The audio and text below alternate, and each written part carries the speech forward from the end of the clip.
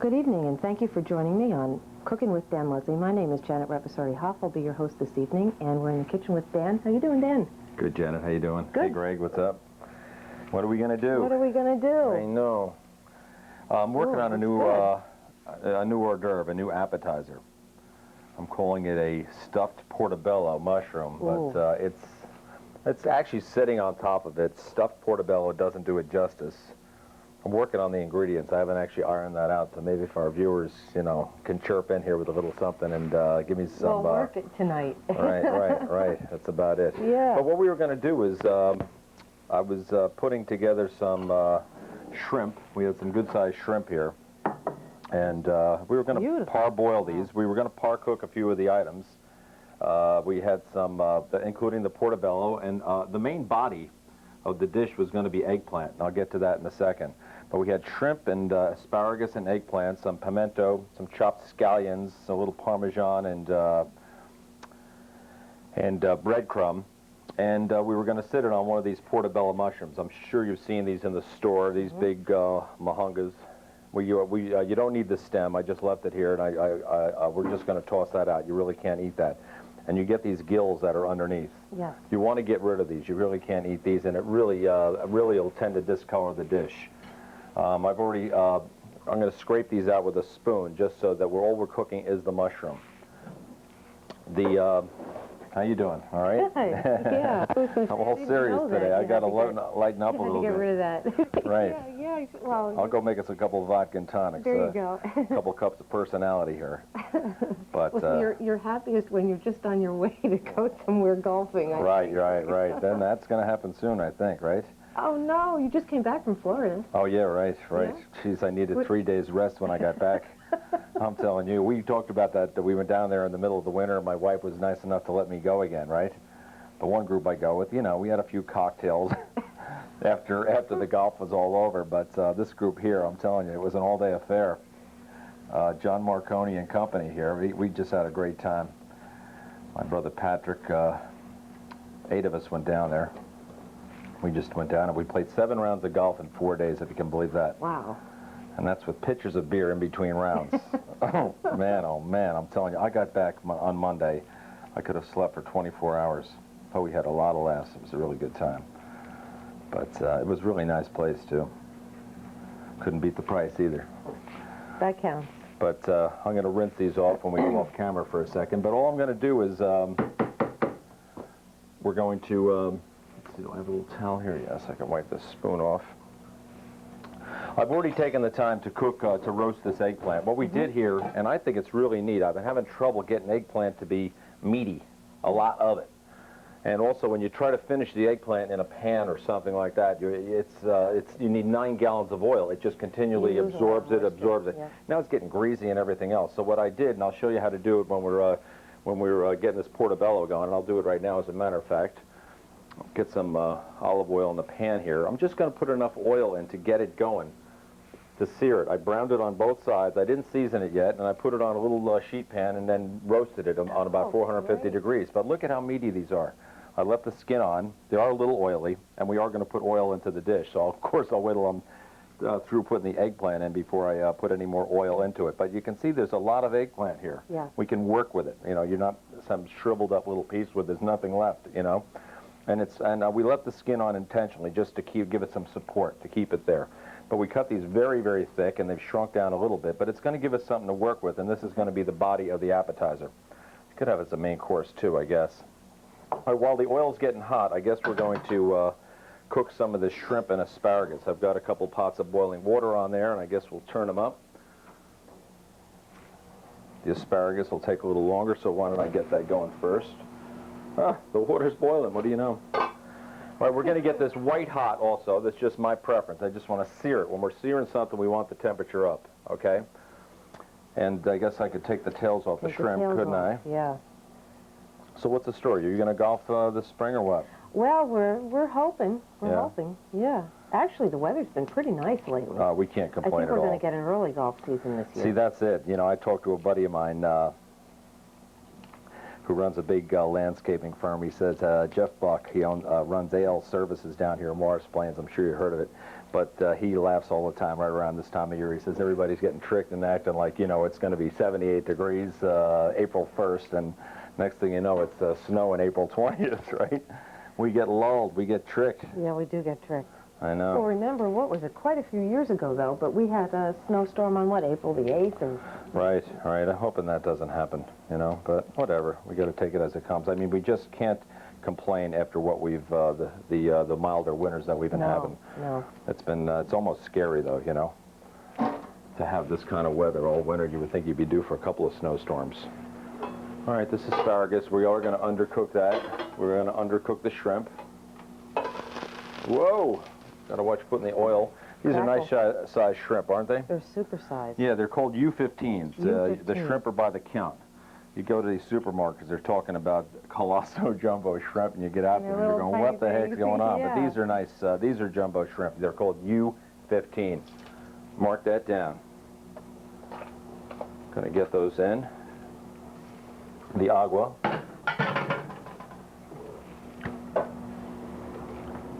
Yeah, we had such a good time in Florida. I'm telling you, these guys were a laugh a minute.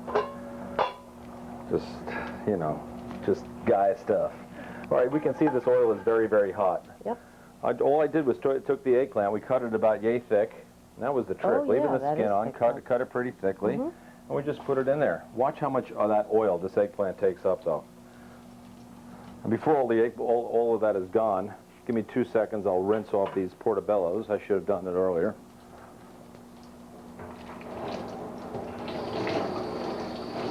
And that's coming right along. You can see, right. You can see the oil cut. Whoa! We're going to finish the portobellos right in the pan.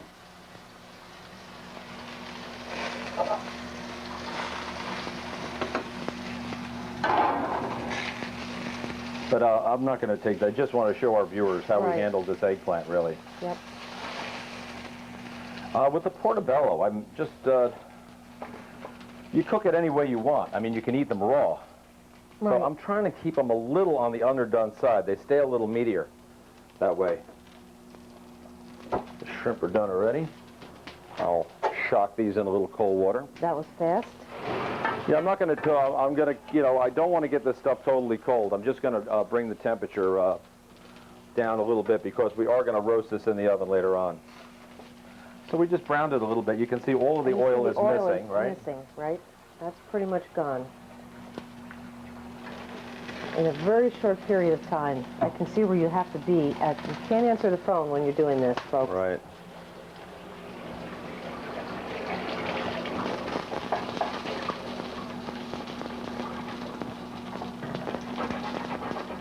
All right. So that's the basic gist with the eggplant. Cut a couple of eggplant up and sear them off and get them in a, put them on some sort of pan to roast them, and that's about it. With these portobellos now, all I'm going to do is just turn it off, and I think I have a lid around here somewhere. Okay. I'm just going to let the heat of the pan break them down. This one is a little thicker than this. This one's a little thinner, so I'm going to, elevate that a little bit and let this one take most of the heat. You shock the asparagus. Now, putting on my chef's apron, Dan, my little angel. You got Mommy's little... Mommy's little angel. Right. That's what she was calling you. No, that wasn't what she was calling me when I was a kid. Till you turned 15, that's what she was calling you.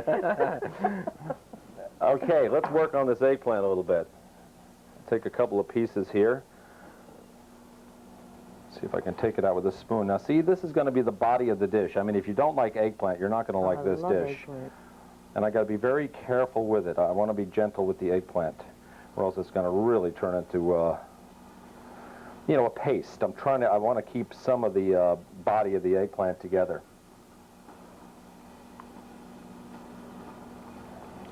I must say, I think I'm so paranoid about undercooking eggplant, I think I may have overcooked this a tad. I wish it was just sitting up a little bit more than it is right now, but it's workable. Doable, workable. So the whole gist is to just make sure you get that the skin off of it then. Well, yeah, you know, you can eat it with the you skin, can. you Oh, know. really? But see how this one was a thicker piece. See how that's a little whiter and harder. It's cooked, but yet it's sitting up a little better. So I've got to be a little more careful with that the next time. You don't want it underdone, but you can see how this is a little mushier, and Oh, this that's one's right. got some more fiber to it, you know. See if I can grab a couple of the thicker pieces to help that out a little bit. This is something you could do at home, though. It really is. See how it's got a little more body to it. Yep. So we've got the asparagus and some water there. I don't want it totally cold. I'm keeping this at room temperature because we have to bring it up to temperature in the oven. Oh, I see. Okay. It's a little bit thick, and we want the oven on very high. I think I have these mushrooms right where I want them. Right where I want them.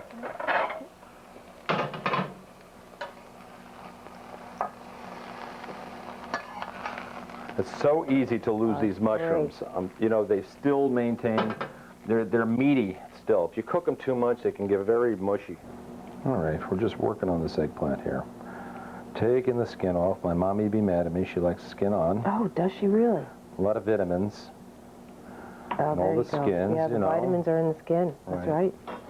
Even with potatoes, that's what they tell you. Remember years ago you had to take the skins off? Now everybody's doing them with skins on. I always like on a baked potato, unless it's shoe leather on the outside, I like to eat the skin. I do too. I like the skin of the carrots. No, just kidding. I was going to say no, Dan. You're kidding. What the hell is wrong with that guy? That I can't do. Right. I'm glad that was a joke. So, let me see. I want the eggplant to dominate. Why, I don't know. This is what it just seems like it should be that way. Like I've got some pimento and scallion, and I don't want quite as much of that. I just want a little hint of that coming in.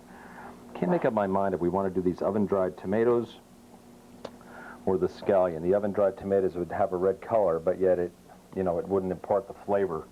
You have to be very careful when you're doing these bell peppers and pimentos and stuff. The flavor can just dominate anything you do. You have to be very careful with it. I just like a little hint of it. But the color is so tantalizing. Oh, it is. Yellow, green, you do that, all of a sudden, next thing you know, why don't you just put them in it's just a pepper festival if you're not careful with it. All right, we've got a bunch of eggplant there in our pan, our bowl, rather.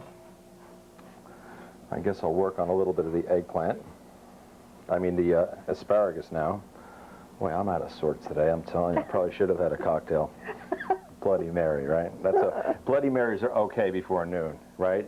They are? I drank before noon. Well, it was only a Bloody Mary. Okay. Only one. Only one. Only 1 gallon, right?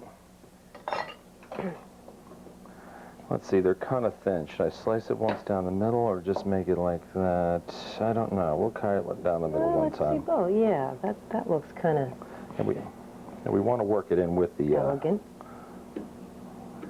with the eggplant here. I love asparagus. All too often, we overcook the asparagus. Two things happen. We don't take enough stem off the end, and we overcook it. I can't stand it when it starts breaking long ways. Hear that, Mom? Well, that's what I was thinking about. I'll have to make a note about that. I was thinking about a hollandaise sauce with an appetizer.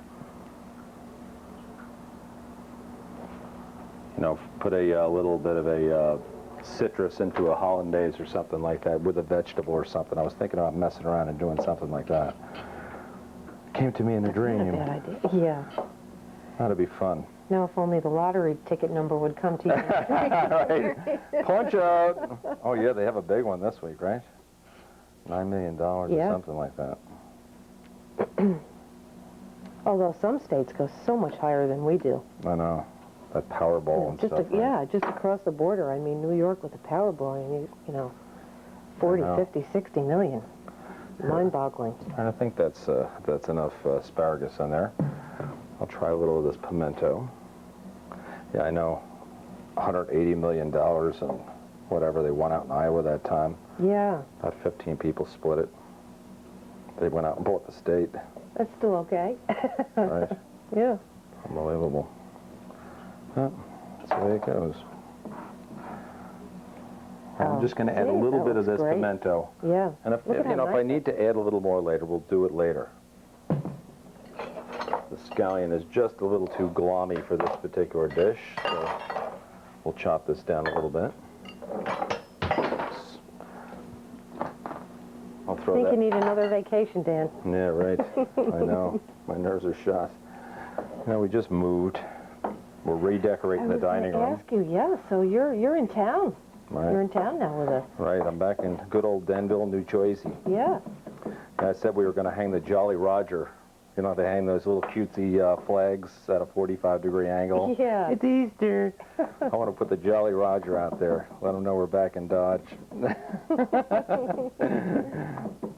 We never did anything too bad. Just annoying type stuff.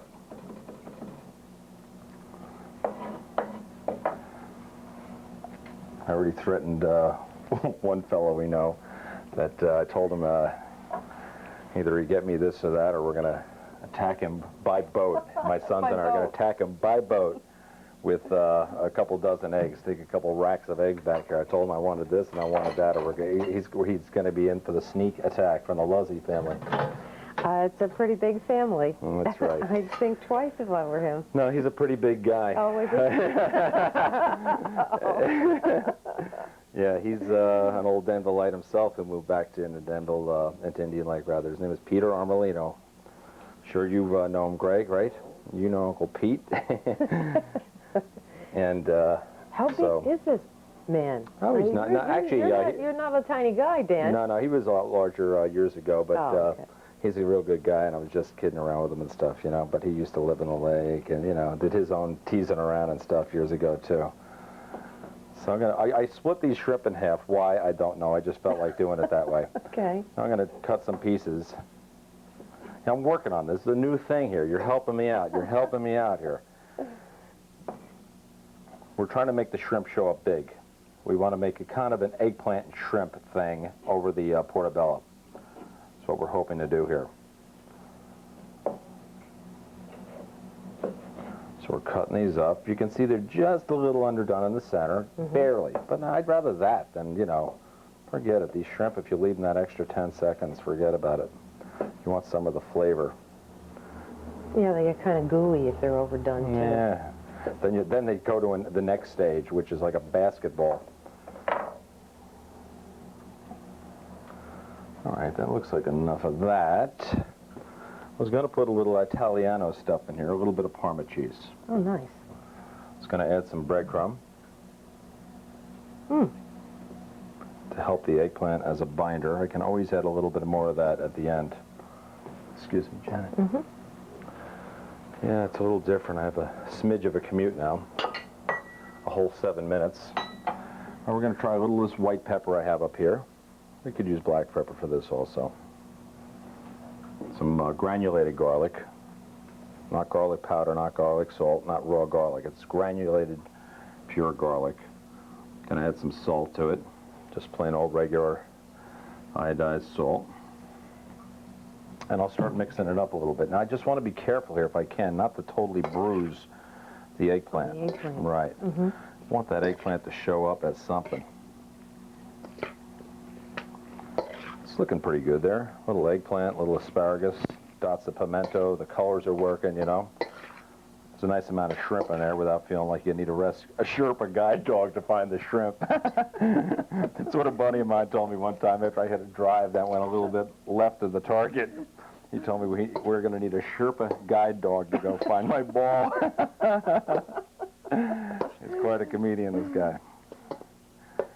Yeah, you can see the eggplant is helping bind the dish a little bit. It's wet, yet it's still,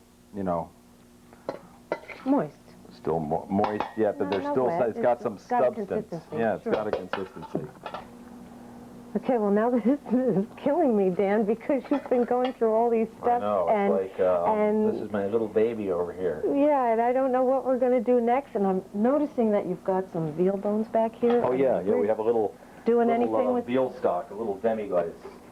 Can't see it with the camera, but we got a pile of veal bones in here that we roasted for a few hours yesterday, and Looks like a party. right, you can have a little fun with this, that's for sure. But it's going to make a real luxurious kind of sauce, a real shiny brown, deep, real depth of color in it. We've, the bones would brown to the pan, sheet pan there, and we would take all the, we'd scrape it all off the bottom of the pan, get it on in here. We just cover the bones with some water, and we're going to simmer this for about 7-8 hours, I'd say. Wow. Then we're going to strain it, and we have some demi-glace left over, and we mix that back into this and just simmer it for a little while longer. And we strain it through a real fine sieve, and it creates a tremendous sauce. It gets very gelatinous.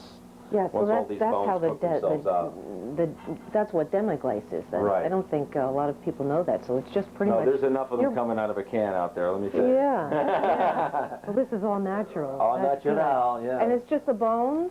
Yeah, this and is water just bones, and we added some water, and we do put a little bit of tomato paste in there. There's a lot of different ways to do it. I know people that have sauteed onions and carrots with tomato paste to brown that, because the red with the bones and the dark color, it helps give it we don't put much in, but it just, as it cooks along, it gets darker, it mixes together, and you're sitting there with this wonderful little sauce. It is. But you can add this to so many things, some steak dishes, and it's light enough for a pork dish, and that kind of thing. It's really, really great stuff. And you can see, and as it boils, it gets thicker. The water that goes down, obviously. Right. I can see that around the rim of the top of the Right. pot. We're not going to let it get too far on this one. And I was thinking about working that with this dish. You see that a little bit. I don't know if we could use a pond of that, but I think it's kind of a contradiction to the shrimp and the eggplant. Working that dark sauce and stuff. It could work, but having that kind of flavor with the Or just to sort of overpower the eggplant, I think. Right. Yeah. I just would like the eggplant, shrimp, and the portobello to be the main players, that kind of thing. I guess we can plate up the mushrooms now. Okay. You'd want to get them on something that you could roast in an oven. I have a little sizzle pan here where I can plate them on here and give our viewers an idea of what we're going to do. Now, does it make a difference whether the pan is metal or whether it's like a Corningware, type of Pyrex? No, I don't think so. Okay. Yeah, I just want to have something in there that I can get these off easily, without bruising them. Sometimes you don't want to get down and into a dish, too, Let me try using this coffee cup as a mold. See how that works. See if I butcher this up. See if I can get it out of here. See. I love these larger eggplant pieces here. This is wonderful. I'm going to press that in there a little bit. See if we can't get this all to come out together. Yeah. Okay. All right. That looks pretty there good. There you right? go. And I said I did want to. I put a little bit of the shrimp in here with the eggplant, and I really love the way the eggplant is dominating this dish. It's not that often you can get soft eggplant, and where it's usually you're getting it where they just seared it and took it out of a pan and stuff. Yeah. You don't get the roasted eggplant or all that often. And we have enough pieces in here that it's a little toothy for you also. It's not just completely a paste, as we saw. You get these nice pieces of eggplant there.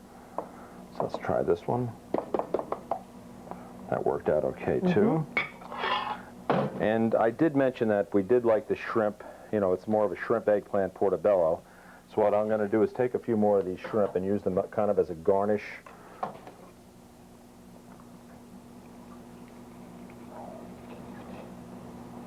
Now, will they go on top of the... Yeah, on the top and on the sides, okay.